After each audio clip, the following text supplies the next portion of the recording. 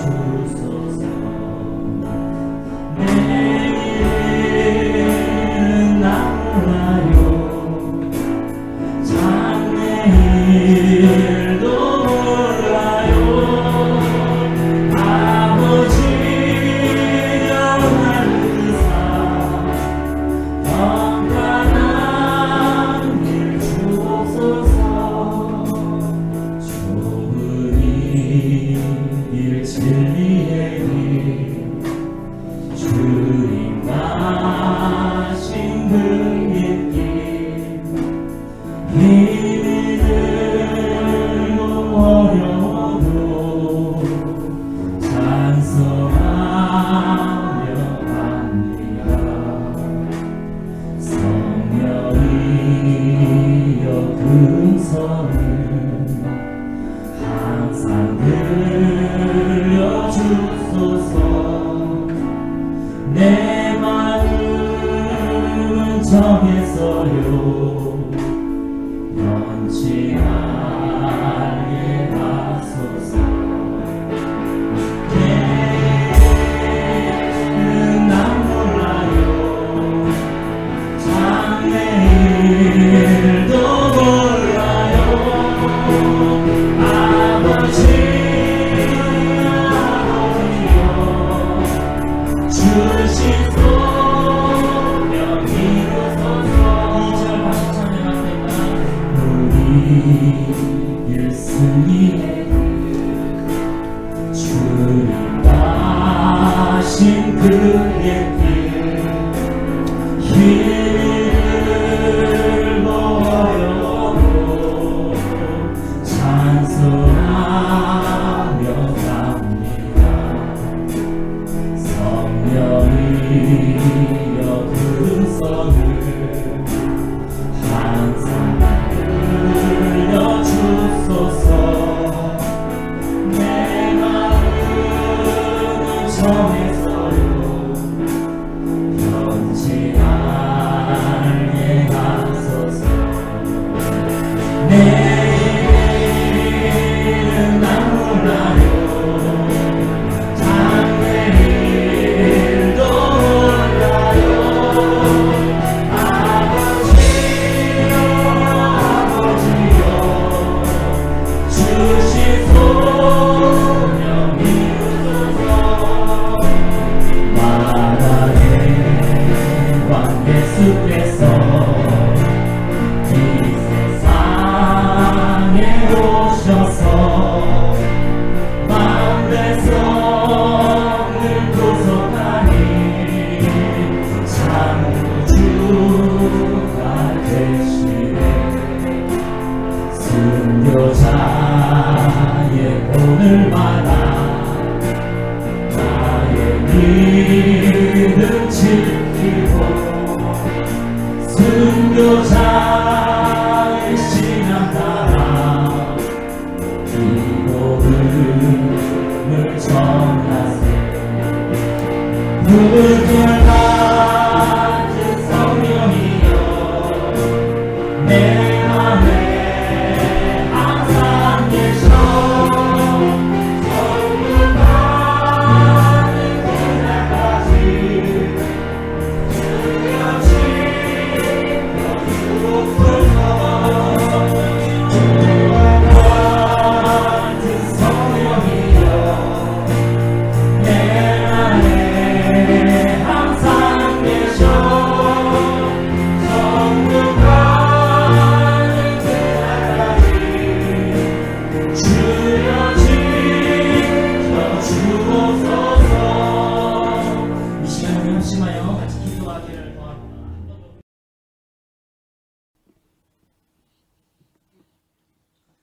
우리 말씀을 보겠습니다. 고린도 전서 말씀을 보겠습니다. 고린도 전서 10장 13절 말씀입니다. 고린도 전서 10장 우리 13절 말씀 한 목소리로 같이 봉독하겠습니다. 사람이 감당할 시험 밖에는 너희가 당한 것이 없나니 오직 하나님은 미쁘사 너희가 감당하지 못할 시험 당함을 허락하지 아니하시고 시험 당할 쯤에 또한 피할 길을 내사 너희로 능히 감당하게 하시느니라. 아멘. 오늘 고린도전서 말씀에 보면은요, 우리에게 닥쳐오는 모든 시험들, 시련들, 환난까지 포함해서 이 모든 것들은 우리가 감당할 시험밖에는 우리에게 주신 것이 없다라고 성경은 말씀하고 있습니다. 그러니까 환경으로 오는 것이나 환경으로 인해서 오는 시험이나 사람으로 인해서 오는 시험이나 물질로 인해서 오는 시험이나 무슨 시험이든지 간에 이 좁은 길을 걸어가고 있는 사람들에게는 하나님이 감당할 수 있는 그런 시험밖에는 주신 것이 없다는 것입니다. 하나님은 미쁘사, 즉 신뢰할 만하사 이런 얘기죠. 너희가 감당하지 못할 시험 당함을 허락하지 아니하시고 시험 당할 즈음에는 또한 피할 길도 내사 너희로 능히 감당하게 하시느니라. 우리는요, 시험 당할 즈음에는 피할 길을 내시는 그 주님을 찬양합니다. 이 말씀 속에 우리의 안정감이 있고 이 말씀 속에 우리의 평강이 있습니다. 여러 가지 시험들이 있습니다. 여러 가지 시험들이 있습니다. 물질의 시험도 있고 관계의 시험도 있고 환경의 시험도 있고 그렇지만 가장 어려운 시험 중에 하나는 내 자아의 포기입니다. 주님께서는요, 나를 십자가에 내 몸과 내 욕정과 내 옛 사람을 십자가에 못 박게 하기 위해서 주님께서는 우리에게 여러 가지 시험들을 허락하시기도 한다는 것입니다. 아니, 어쩌면 수많은 시험 중에 대다수는 바로 우리의 욕정과 우리의 몸과 우리의 자아를 저 십자가에 못 박기 위해서 허락하셨다라고 해도 과언이 아닐 것입니다. 우리 창세기 13장을 보겠습니다. 아브라함의 이해를 같이 보도록 하겠습니다. 창세기 13장 8절에서부터 18절까지의 말씀입니다. 우리 창세기 13장 8절서부터 우리 한 목소리로 같이 봉독하도록 하겠습니다. 아브라함이 롯에게 이르되 우리는 한 친족이라 나나 너나 내 목자나 내 목자나 서로 다투게 하지 말자. 내 앞에 온 땅이 있지 아니하냐. 나를 떠나가라. 내가 좌하면 나는 우하고 내가 우하면 나는 좌하리라. 이에 롯이 눈을 들어 요단 지역을 바라본즉 소알까지 온 땅에 물이 넉넉하니 여호와께서 소돔과 고모라를 멸하시기 전이었으므로 여호와의 동산 같고 애굽 땅과 같았더라. 그러므로 롯이 요단 온 지역을 택하고 동으로 옮기니 그들이 서로 떠난지라. 아브라함은 가나안 땅에 거주하였고 롯은 그 지역의 도시들에 머무르며 그 장막을 옮겨 소돔까지 이르렀더라. 소돔 사람은 여호와 앞에 악하며 큰 죄인이었더라. 아멘. 아브라함과 롯이 서로 목자들이 싸우고 있었습니다. 아브라함의 목자와 롯의 목자가 다투고 있었습니다. 어찌 아브라함과 롯에게 다툼이 있을 수 있겠습니까? 그러나 하나님께서 아브라함을 부르셨다 하더라도 아브라함과 롯에게는 다툼이 있었다는 것입니다. 그래서 서로 다툼을 피하기 위해서 땅을 나눠 가지기로 했습니다. 자, 아브라함이 얘기하는 거예요. 조카 롯에게 한 세대 아래죠. 너가 좌를 택하면 나는 우를 택할 것이다. 중간에 딱 서가지고 너가 왼쪽 땅을 택하면 나는 오른쪽 땅으로 가고 너가 오른쪽 땅을 택하면 나는 왼쪽 땅으로 가리라. 자, 그러면은 이 롯이 이렇게 쳐다보고 있는데요. 이쪽 땅을 딱 보니까 너무나 황폐하고 먹을 물도 없고 사막 같은 거예요. 광야예요. 이쪽을 딱 보니까 여기는 여호와의 동산 같더라. 마치 에덴 동산처럼 풀이 쫙 있고 물이 시냇물이 흐르고 너무나 좋고 비옥한 땅이었습니다. 그래도 이 롯이 좀 양심이 있으면 저기 큰아버지 그러지 마시고 이렇게 가르지 마시고 요렇게 가릅시다. 그럴 수도 있는 거 아니에요? 그렇죠?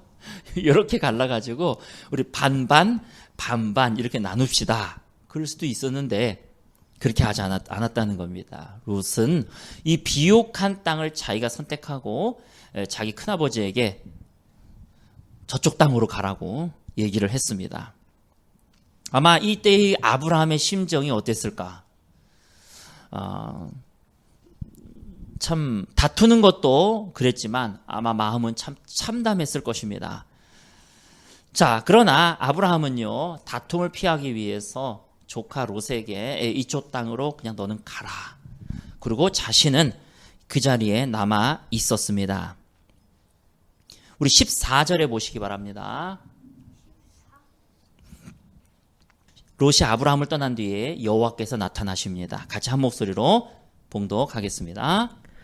롯이 아브라함을 떠난 후에 여호와께서 아브라함에게 이르시되 너는 눈을 들어 너 있는 곳에서 북쪽과 남쪽 그리고 동쪽과 서쪽을 바라보라. 보이는 땅을 내가 너와 내 자손에게 주리니 영원히 이르리라.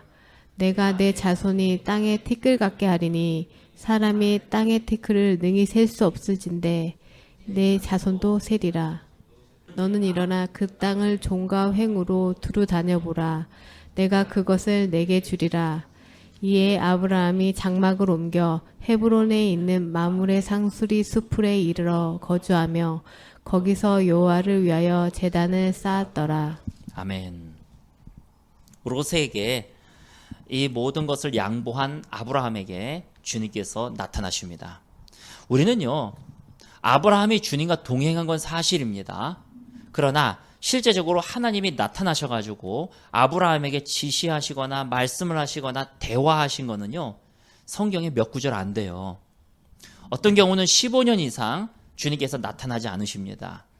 주님을 따라서 이 장막에 왔는데, 이 광야에 왔는데 주님이 말씀이 없으신 거예요. 그러나 아브라함은 주님과 동행했다라고 말씀하고 있는 것입니다. 자, 몇몇 안 되는 주님이 실제적으로 나타나셔가지고 대화를 하신 몇몇 안 되는 사건 중에 하나가 언제 나타나셨냐면은 롯을 떠나보냈을 때에, 다툼을 피했을 때에 주님께서는 나타나셨다는 것입니다. 그리고 아브라함에게 말씀하시는 거예요. 네가 이쪽을 택했느냐? 이 모든 땅을 다 너에게 주리라. 그래서 성경에는요, 마음이 온유한 자는 복이 있나니 저희가 무엇을 기업으로?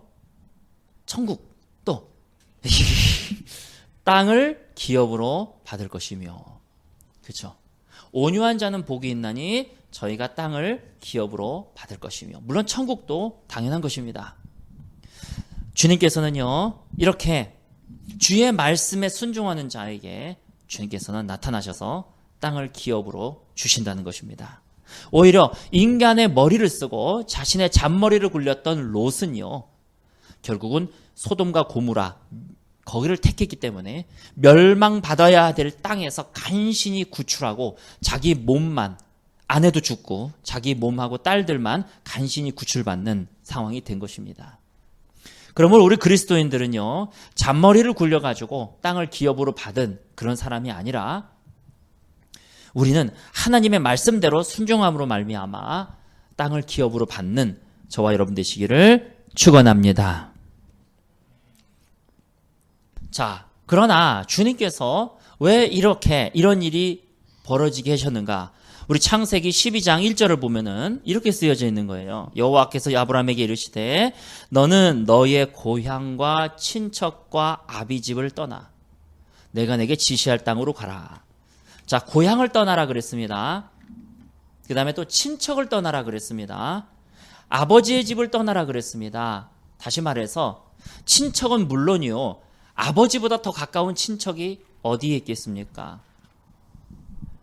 자, 사실은 롯하고 아버지 중에 누가 더 가까운 사이입니까? 그렇죠, 당연하죠. 아버지하고는 1촌이죠. 아버지하고는 1촌. 촌으로 구태여 따지자면 우리나라도 그래요. 아버지하고는 1촌이잖아요. 형제 자매하고는 1이니까 2촌이잖아요.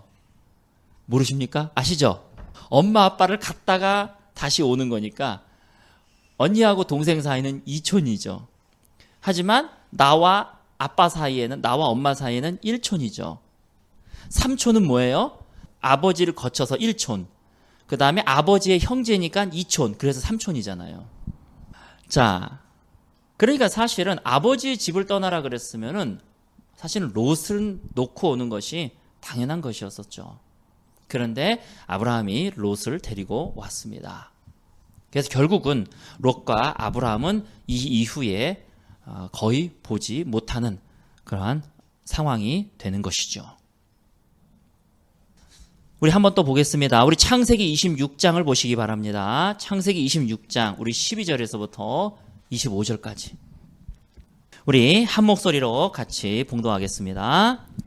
이삭이 그 땅에서 농사하여 그 해에 100배나 얻었고 여호와께서 복을 주심으로 그 사람이 창대하고 왕성하여 마침내 거부가 되어 양과 소가 때를 이루고 종이 심이 많으므로 블레셋 사람이 그를 시기하여 그 아버지 아브라함 때에 그 아버지의 종들이 판 모든 우물을 막고 흙으로 메웠더라. 아멘. 일단 여기까지 끊어보겠습니다. 이삭이 블레셋 땅에서 거주하고 있을 때였습니다. 그런데 그 사람이 창대하고 왕성하여 마침내 거부가 되었습니다. 양과 소가 떼를 이루고 종이 심이 많았습니다. 그런데 문제는 블레셋 사람들이 이삭을 시기했다는 것입니다. 이 시기와 질투는 지옥 갈 죄라고 성경에 써 있습니다. 하나님의 나라를 유업으로 받지 못하는 종목 중에 시기와 질투가 있습니다. 여러분, 그래서 함부로 다른 사람을 시기하거나 다른 사람을 질투하거나 상대 비교함으로써 자신의 연민에 빠져들지 마시기 바랍니다. 한국 사람들이요, 예전보다는 물질로 많이 풍요해졌는데 지금 행복합니까? 라고 물어보면은 다 불행하대요. 상대적 빈곤이라는 것이 있습니다. 절대적 빈곤에서 상대적 빈곤이 돼버렸는데, 절대적 빈곤은 나도 가난하지만 다른 사람들도 다 가난하거든요. 그러니까 행복한 거예요. 아프리카 사람들 행복합니다. 서로 가난하기 때문에.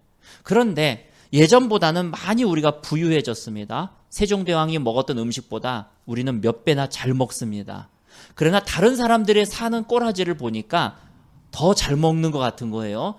여행도 더 잘 다니는 것 같은 거예요. 그래서 내 안에 상대적인 빈곤함이 생기는 것이죠. 그 상대적 빈곤은 무엇입니까? 시기와 질투인 것입니다. 이것은 하나님 앞에서 하나님의 나라를 유업으로 받지 못할 죄라고 성경에 말씀하고 있는 것입니다. 십계명에서도 내 이웃의 것을 탐내지 말아라. 자, 도둑질하지 말아라 그랬어요. 내 이웃의 것을 탐내지 말라 그랬어요. 많은 사람들은 이 두 계명을 같은 걸로 본다는 거예요. 도둑질하지만 않으면은 죄가 아니라고 생각해요. 아니에요. 도둑질하지 말아라. 그것은 행동으로 옮긴 것을 얘기하고, 탐내지 말아라. 이것은 시기와 질투를 말하고 있는 것입니다. 내 이웃의 것을 탐내지 말아라. 내 이웃을 시기하고 질투하지 말아라. 너에게 준 것에 대해서 항상 감사하며 족한 줄을 알아라 하는 것이 성경의 말씀인 것입니다. 자, 그것은 중요한 부연 설명이지만 중요한 말씀이었고요. 그래서 15절에 보면 이 블레셋 사람들이 이제 시기하게 돼가지고 아브라함의 때에 그 이삭의 아버지의 종들이 판 모든 우물을 막아버렸어요. 아니, 무슨 권리로? 그래서 이 광야에 사는 이삭은 물이 없으면 죽지 않습니까? 누가 그러더라고요. 밥은 안 줘도 되는데 물은 꼭 줘야 된다고.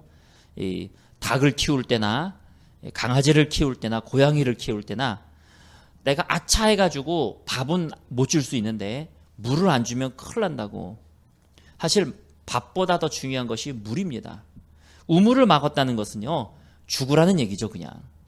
다시 말해서 말로는 너 죽어라 이런 말은 못했지만 행동으로 너는 죽어라 라고 얘기한 거와 똑같은 것이죠. 자, 16절에 보시면은 아비멜렉이 이삭에게 이르되 내가 우리보다 크게 강성한 즉 우리를 떠나라. 자, 이 시대에는 물과 영토가 전 재산입니다. 근데 물을 막아버리고 영토도 빼앗는 것입니다. 자, 여러분이 만약에 이삭의 입장이라면 어떻게 행동을 할까 한번 생각해 보시기 바랍니다. 일단 우물이 막았으면은요, 가만 놔두면 안 되죠. 그냥 주워 박던지 난리를 쳐야죠. 근데 오돈이 이제 이곳을 떠나라라고 얘기하고 있는 것입니다. 자, 누가 더 강성합니까? 아비멜렉입니까? 이삭입니까? 이삭이라고 되어 있어요. 자, 이삭이 더 강성합니다. 그러면은 내가 이삭이라면 너 잘 만났다. 너 일로 와봐. 좀 자리에 앉아봐. 너 뭔데 왜 우리 집 우물을 네가 막고 그러냐? 내가 갑이냐? 네가 갑이냐? 누가 갑이에요?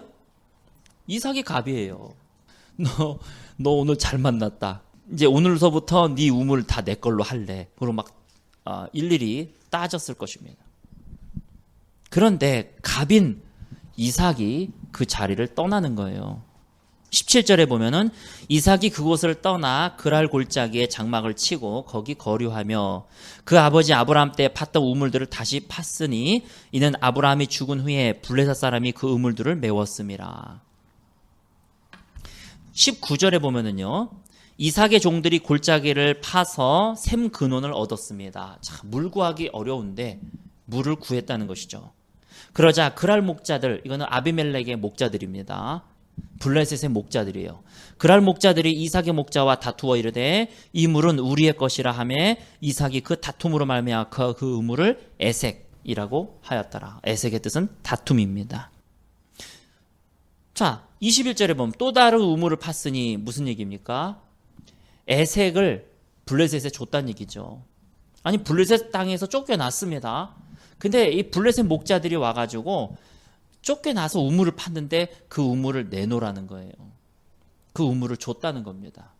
다툼을 피하기 위해서. 자, 또 다른 우물을 팠습니다. 그들이 또 다툼으로 그 이름을 신나라 하였다. 이삭이 거기서 옮겨 다른 우물을 팠습니다. 왜 그러냐면 와서 그들이 또 다툼으로 그랬잖아요. 블레셋 사람들이 와서 또 뺏은 거예요. 또 달라 그랬던 거예요. 자, 무슨 갑이 이럽니까? 그쵸? 22절에 이삭이 거기서 이제 세 번째 우물을 팠습니다. 근데 그들이 거기까지는 오지 않았다는 겁니다. 왜냐하면 그들은 벌써 물을 다 얻었거든요. 그래서 그 이름을 르호봇이라 하여 이르되 이제는 여호와께서 우리를 위하여 넓게 하셨으니 이 땅에서 우리가 번성하리로다. 그래서 르호봇은 장소가 넓음이라는 뜻입니다. 자, 그런데 23절을 보시기 바랍니다. 주님께서 아브라함에게 롯을 떠나보낸 아브라함에게 나타나셨던 것처럼 이제 주님께서 이삭에게 나타나시는 겁니다. 우리 주님께서 이삭에게 나타나신 것이 몇 안 돼요. 3번 꼽혀요. 그 중에 23절서부터 우리 한 목소리로 같이 봉독하겠습니다. 이삭이 거기서부터 브엘세바로 올라갔더니 그 밤에 여호와께서 그에게 나타나 이르시되 나는 내 아버지 아브라함의 하나님이니 두려워하지 말라. 내 종 아브라함을 위하여 내가 너와 함께 있어 내게 복을 주어 내 자손이 번성하게 하리라 하신지라. 이삭이 그곳에 제단을 쌓고 여호와의 이름을 부르며 거기 장막을 쳤더니 이삭의 종들이 거기서도 우물을 팠더라. 아멘. 이삭이 거기서부터 브엘세바로 옮겨갔는데 그 밤에 여호와께서 그에게 나타나셔서 역시 아브라함하고 맺은 언약을 다시 말씀하시고 있는 겁니다. 이 땅을 다 너에게 주며 너에게 복을 주며 너를 번성하게 할 것이다. 이렇게 말씀하고 있는 것입니다. 자, 왜 이삭에게 이런 어려움, 시험들을 허락하셨을까요? 저는 2가지로 봅니다. 첫 번째는 이 과정을 통해서 이걸 나중에 얘기하죠. 첫 번째는요, 브엘세바로 갔다라고 되어 있습니다. 그게 원래는 이삭이 머물러야 되는 장소예요. 브엘세바. 그런데 이 이삭이 아버지하고 똑같은 범죄를 저지릅니다. 자기 아내 리브가를 누이라고 속여가지고 블레셋 땅에 거주하게 됩니다. 그 땅에 기근이 오자 이 그랄 땅이라고 하는 건 블레셋 땅이거든요. 거기에 들어가서 자기 아내를 또 누이라고 속이면서 잘못하면 또 뺏길 뻔했습니다. 부전자전. 아버지의 모습을 보고 그대로 닮았나 봅니다. 그래서 거기서 다시 살아남아서 부유한 사람이 되었다는 것입니다. 근데 그랄 땅은 이삭이 머물 땅이 아니었어요. 그래서 우리 주님께서는요, 이 목자들을 통해 가지고 다 부엘세바로 쫓아내고 있는 겁니다.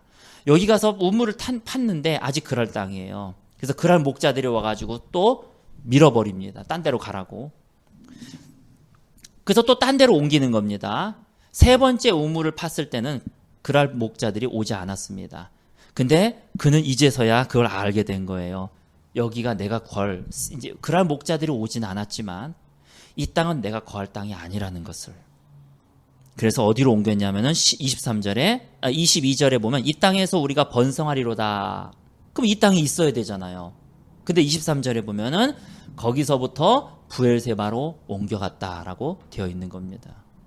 이 과정을 통해서요, 이삭은 알게 된 겁니다. 내가 거할 땅은 블레셋이 아니었었구나.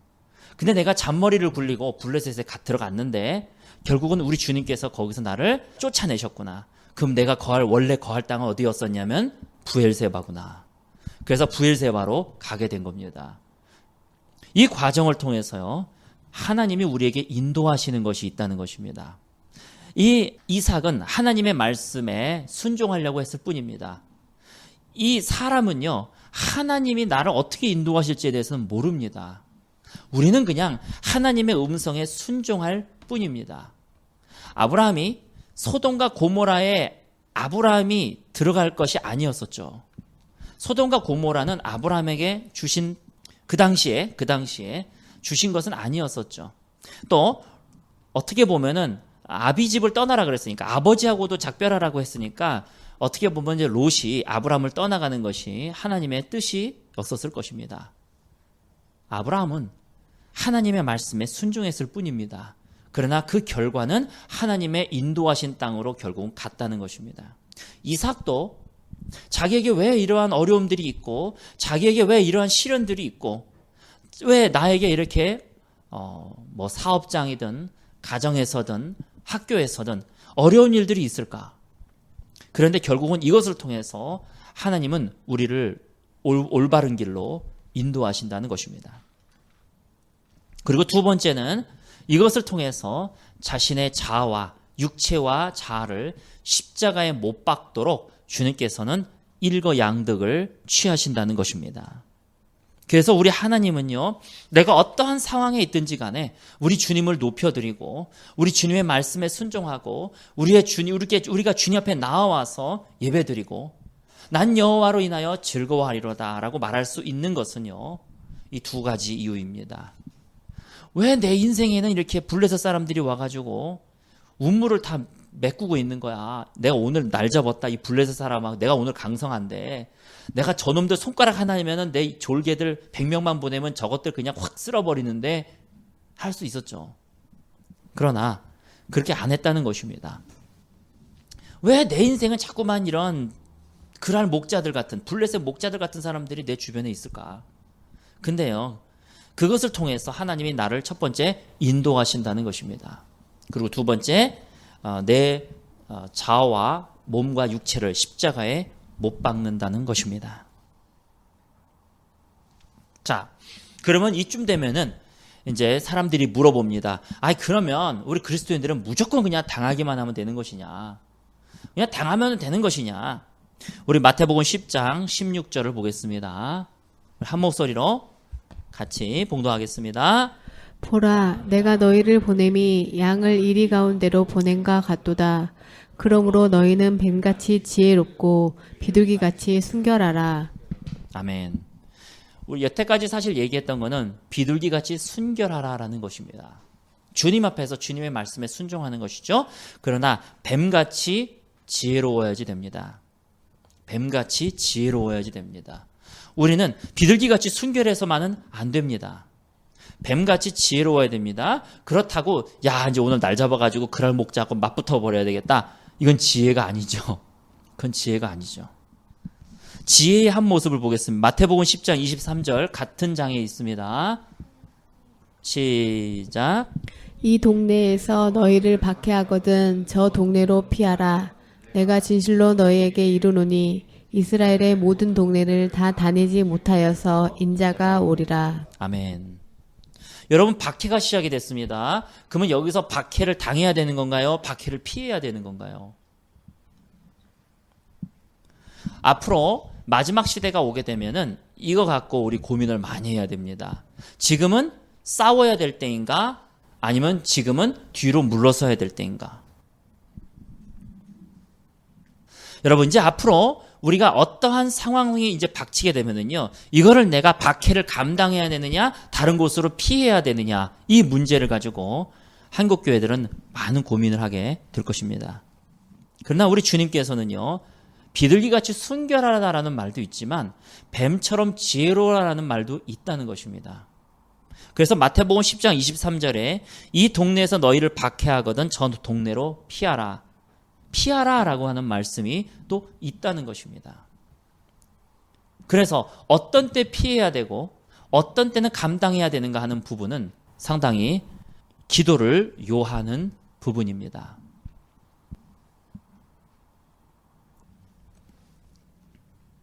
자, 그러면은 뱀처럼 지혜로운 것이 무엇이냐? 뱀처럼 지혜로운 것이 무엇이냐? 저는요, 다툼을 피해야 된다고 봅니다. 다툼은 피해야 됩니다. 그러나 지혜롭게 피해야 됩니다.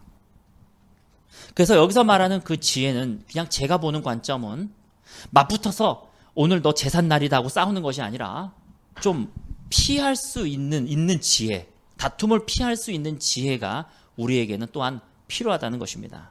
그것이 직장에서든 학교에서든 우리의 지혜가 요구되어집니다. 그러나 어쩔 수 없는 상황이 있습니다.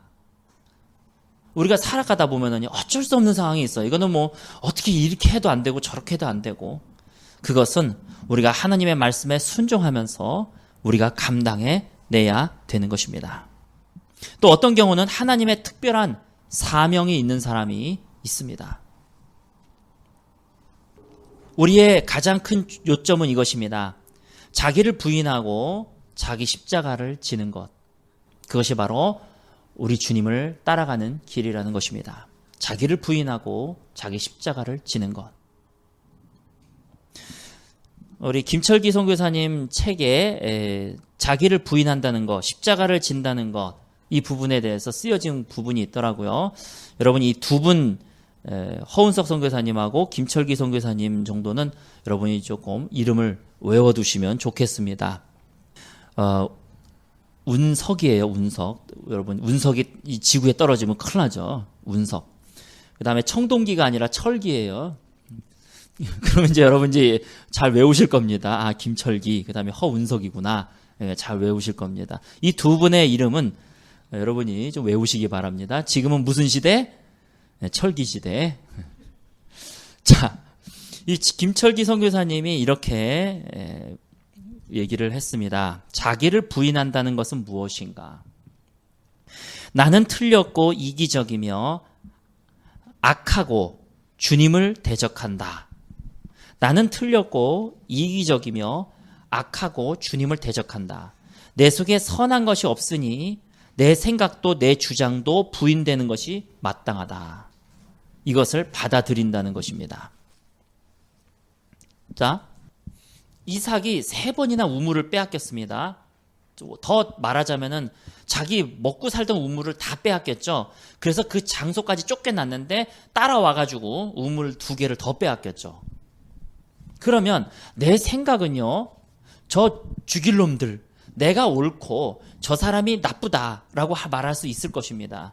그러나 하나님의 말씀 앞에, 하나님이 처해 주신 상황 앞에 내가 내 자신을 부인하는 것입니다.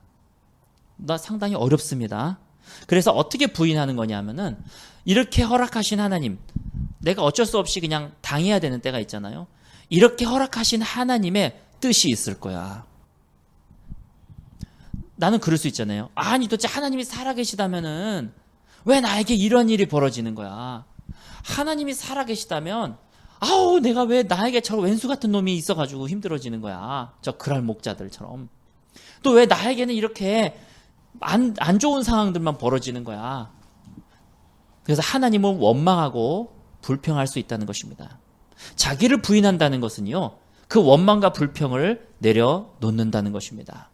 뭔가 하나님의 선하신 뜻이 있을 거야. 하나님의 뭔가 이유가 있을 거야. 내가 피해도 될 상황이면 내가 피할 수 있지만 어쩔 수 없이 감당해야 될 상황이라면 하나님의 뭔가 뜻이 있을 거야. 하나님이 나를 인도하심이 있을 거야. 두 번째, 하나님이 나를 다루시고 계시는 걸 거야. 이렇게 자기 자신의 생각을 내려놓는 것이 바로, 그래서 하나님의 인도하심을 신뢰하는 것이 자기 부인이라는 것입니다. 십자가를 진다는 것은 무엇입니까? 이렇게 말씀하고 있어요. 어제의 상황은 잊어버리고 오늘 나에게 주어진 모든 환경을 가장 기쁘게 받아들이는 것. 나에게 주어진 환경을 가장 기쁘게 받아들이는 것. 그리고 내일을 주님께 의탁하는 것. 이것이 십자가를 진다라는 것입니다.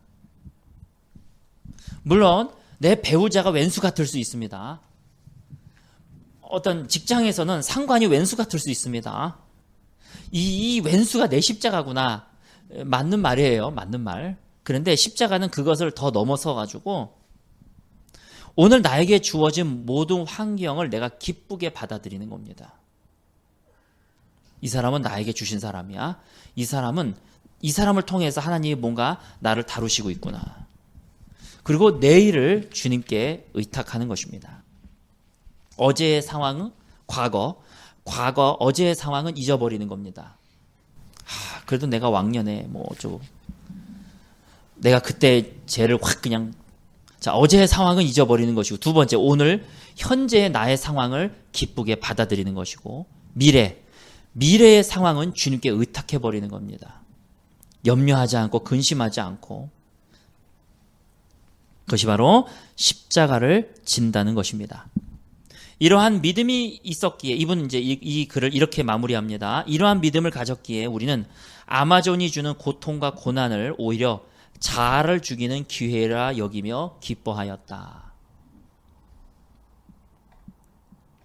자기를 부인하고 자기 십자가를 진다는 것. 이것은 다른 사람에 대한, 하나님께 대한 원망과 불평을 내려놓고 하나님을 신뢰하는 것입니다. 이 환경 속에 나를 주신 그 하나님을 신뢰하는 것, 자기를 부인하는 것. 두 번째, 십자가를 진다는 것은 어제의 것은 잊어버리고 오늘 나에게 주시는 환경에 내가 기뻐하는 것입니다. 그리고 미래를 주님 앞에 의탁하는 것입니다. 상당히 좀 이제 추상적으로 들릴 수 있는데, 사실은 제가 이 구체적인 얘기를 안 하는 이유가 이 추상적인 것이 가장 정답이에요. 가장 정답입니다. 이런 어쩔 수 없는 상황 속에 있는 사람들은요, 이 말이 추상적이지만 이 말이 절실하게 와 닿을 겁니다. 우리 고린도전서 마지막으로 10장 13절 우리 두 구절만 더 읽고 마치도록 하겠습니다. 사람이 감당할 시험 밖에는 너희가 당한 것이 없나니 오직 하나님은 미쁘사 너희가 감당하지 못할 시험 당함을 허락하지 아니하시고 시험 당할 쯤에 또한 피할 길을 내사 너희로 능히 감당하게 하시느니라. 아멘. 여러분, 오늘 이 말씀을 마음판에 새기시기 바랍니다. 그래서 이 말씀을 여러분들이 읊조리시고 외우시기 바랍니다. 자, 우리 한 절 더 읽겠습니다. 로마서 8장 28절 말씀 같이 봉독하겠습니다. 우리가 알거니와 하나님을 사랑하는 자 곧 그의 뜻대로 부르심을 입은 자들에게는 모든 것이 합력하여 선을 이루느니라. 아멘. 오늘 이 말씀도 우리 마음판에 새기면서 우리 주님을 신뢰하고 자기를 부인하고 십자가를 지며 주님을 신뢰하며 이 좁은 길을 걸어가시는 저와 여러분 되시기를 예수님의 이름으로 축원합니다.